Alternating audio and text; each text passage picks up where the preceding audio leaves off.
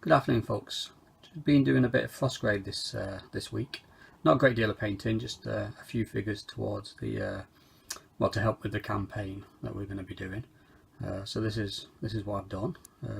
It's a medium construct, I think it's a minor demon, an imp, and I managed to dig out one of my old figures from the Perry range that we used as a knight. I've also painted up a couple of can't remember what they're called in the Descent 2 boxed set, but we're going to use them as snow trolls, or trolls for Frostgrave.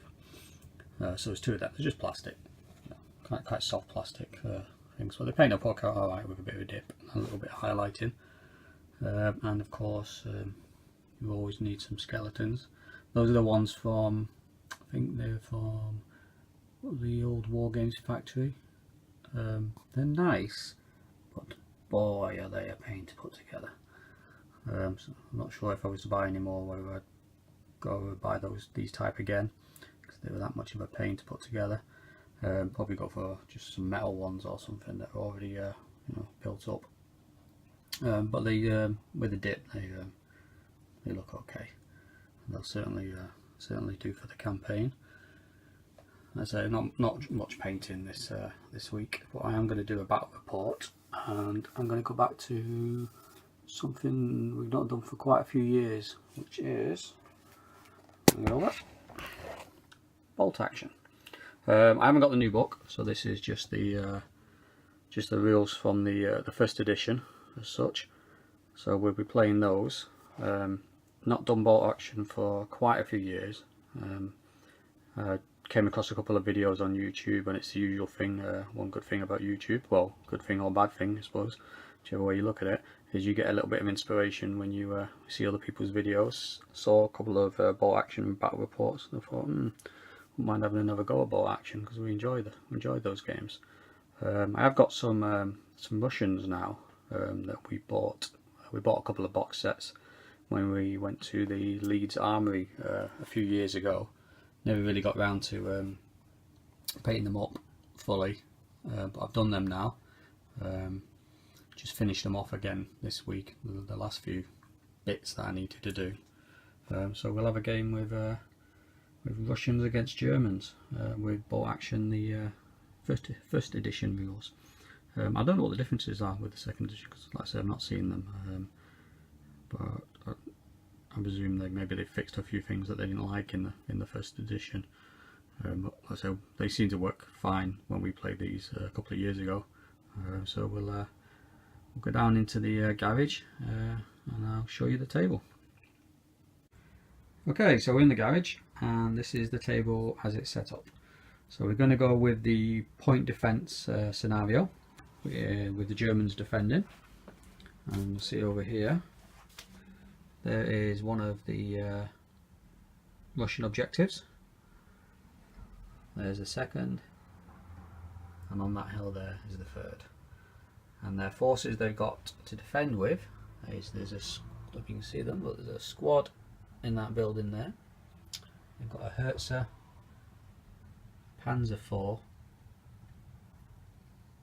Top of that church you've got a sniper. Then you've got a medium machine gun and two squads of infantry in the trenches, with the commander there just at the back. I think on the list they're all veteran, I believe, or maybe regular, a mixture of regular and veteran. And against them, that's the barbed wire. We have the Russian horde as such, inexperienced squads, most of them, a couple of regulars. So we got two squads of infantry there with LMGs. Then we got an anti-tank rifle, commander, T-3485, SMG MVKD squad, another unit of infantry with LMG, a KV-1, medium machine gun and a mortar. And obviously the Russians also get a bombard turn before the game begins. Not sure if the KV-1 was still being used at the same time as the T-3485. But that's what we've got, so that's what we'll use. So a bit of a leeway on that, and we'll see how it goes. It'll be interesting to see how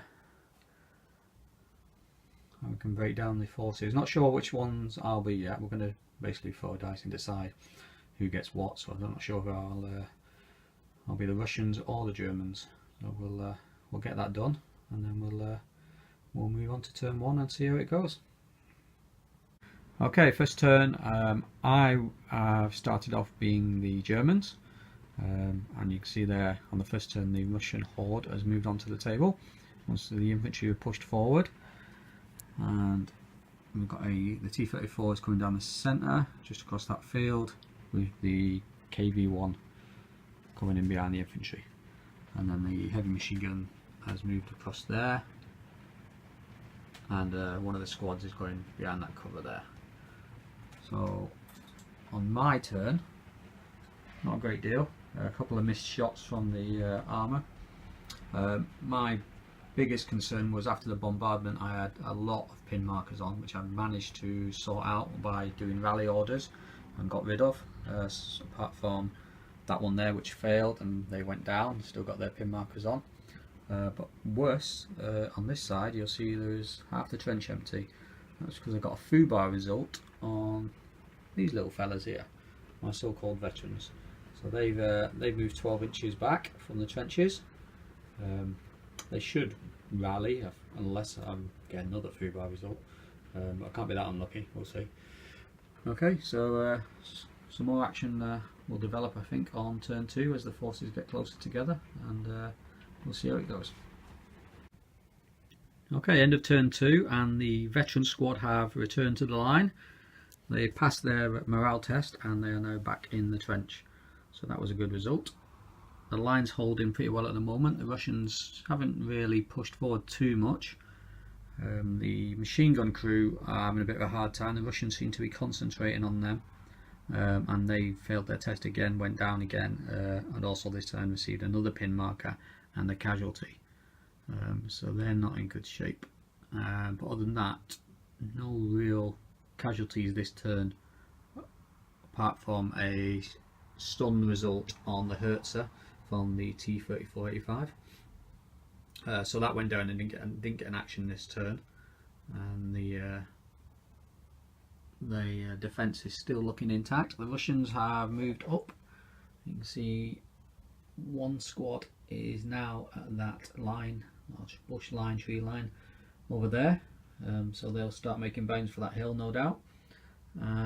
The Russians seem to be concentrating on the right flank more than anywhere. As you can see, the centre is basically empty apart from the machine gun crew and the anti-tank rifle, which took a hit this turn.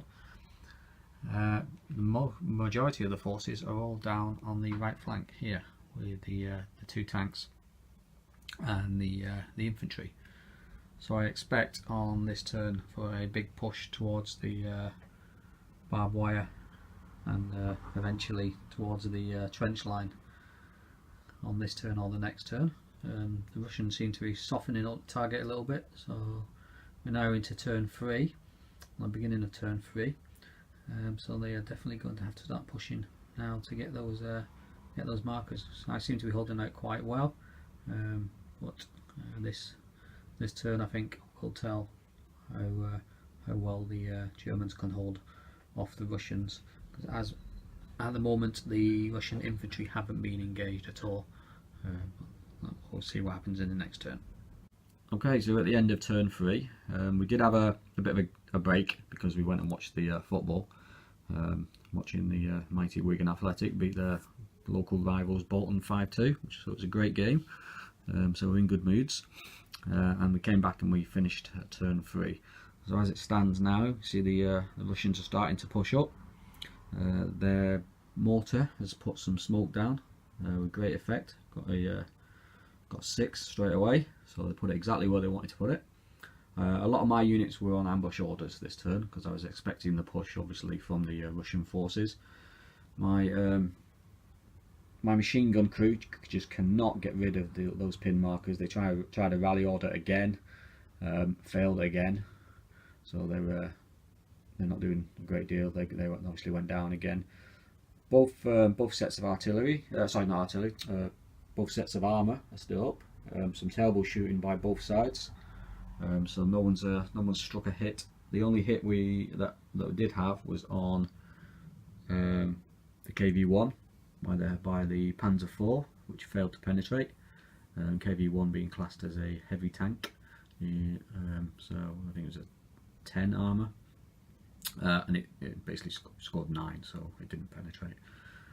So you can see they're all starting to move up now. Even that squad over there is starting to go for the hill, make a push for the hill.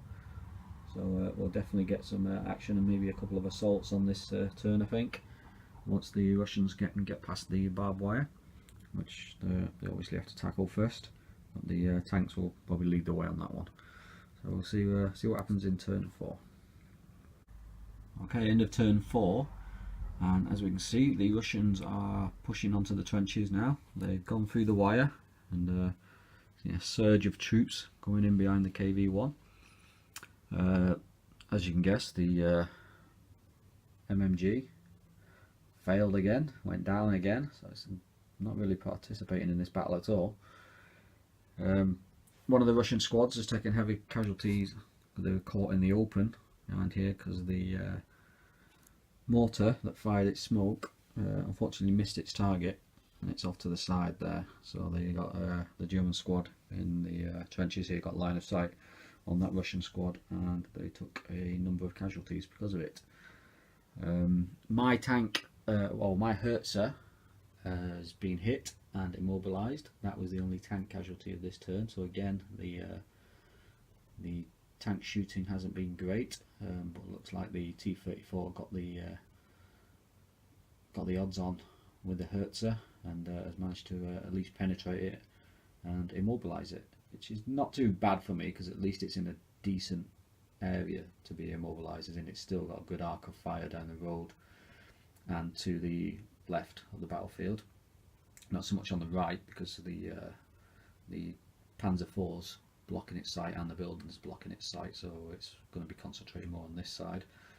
Other than that, the Russians are pushing up towards the hill there, and everything else is moving up. So we'll, only 2 turns left before we have to dice to see if there's a further turn.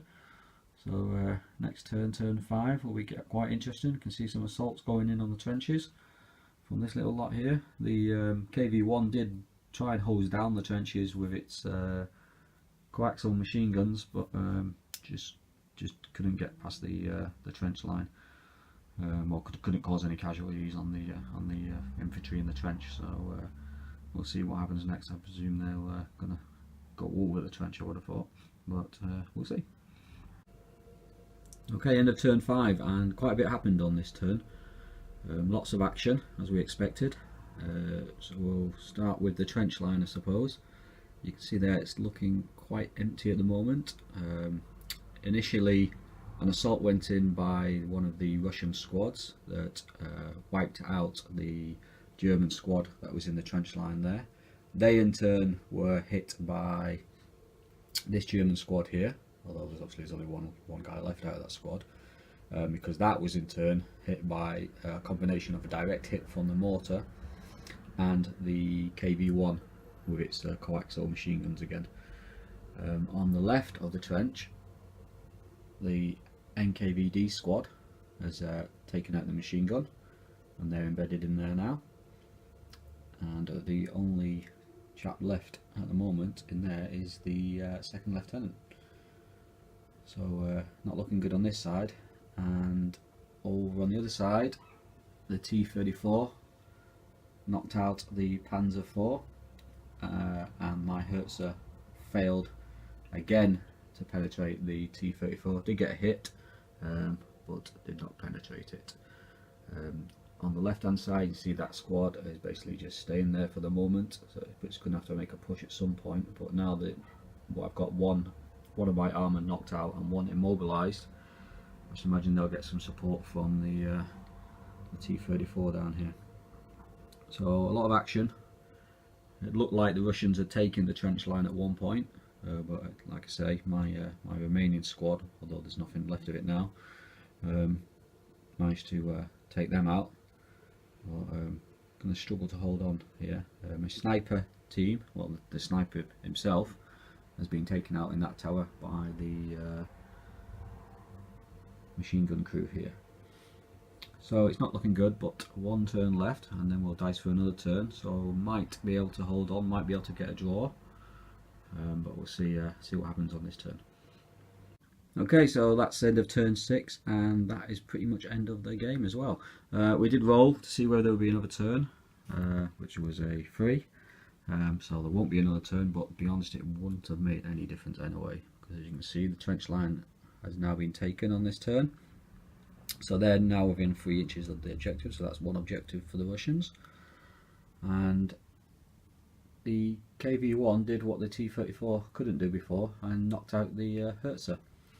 So although the KV-1 will not count as towards that objective, for one it's not within 3 inches, and the other it has to be infantry or artillery units, so that objective still remains German. But they only had to capture 2 out of the 3 objectives to get a victory, which they did on that hill. The combination of the T-34 and that squad on the hill there advancing managed to suppress my last full unit, or last unit intact in there, and they failed them when they did get their dice. They failed their morale test and went down anyway, so they couldn't even respond. So that's pretty much it. I'm sure we got some of the rules wrong because we haven't played it for quite a while, so please forgive us for that. No doubt there are certain things that we did wrong, but if you did spot anything, then obviously please let me know so we know for next time. There was quite a bit of looking through the book going on, trying to remind ourselves what the rules were, all the particular points on the rules. I think we did okay. I think we managed to. The rules they're quite straightforward, so I think we didn't make too many mistakes. The only thing that I'm probably query is if a unit is down to, like, if there's like a 7 or 8 man unit and it's down to 1 man, does that continue fighting, or would you just class that unit as wiped out? I'm not sure on that. So I might have to flick through the rules to find out about that. So, but there we go. So it was a good game. I didn't win, but I did enjoy it. My armour definitely let me down. I really thought the Herzer would have done a bit better. Although the Panzer IV didn't do any better either. But the KV-1 being a heavy tank does makes a difference, because it did take a couple of hits, but just couldn't penetrate the armour. And although it's only got a medium anti-tank gun on it, it's definitely worth having. The T-34 is classed as a medium tank with a heavy anti-tank gun, so obviously that's got the firepower, and it was the T-34 that initially took out the Panzer IV. So yeah, it was a good game. I need to get a couple more units, I think, different types of units. I'm a bit short on support elements such as half tracks, trucks, things like that. More support elements, really. Maybe a mortar crew as well for the Germans, because the machine gun crew didn't do anything really. And I have read on a couple of forums about whether it's worth having. Is it just to make up, so the army or the units look right, having a medium machine gun crude weapon there, because when it comes to points, you're better off just getting a squad with an MG42 or 34, whichever it is, within the squad for the amount of dice, because I think you only gain one extra dice for being a fixed weapon. But like I say, I suppose it's there because it looks right having a a fixed machine gun in place, sort of thing. So yeah, I definitely need to get a couple more units just to flush out the forces a little bit, give them a bit more variety. But yeah, enjoyed the game. So yeah, thanks for watching.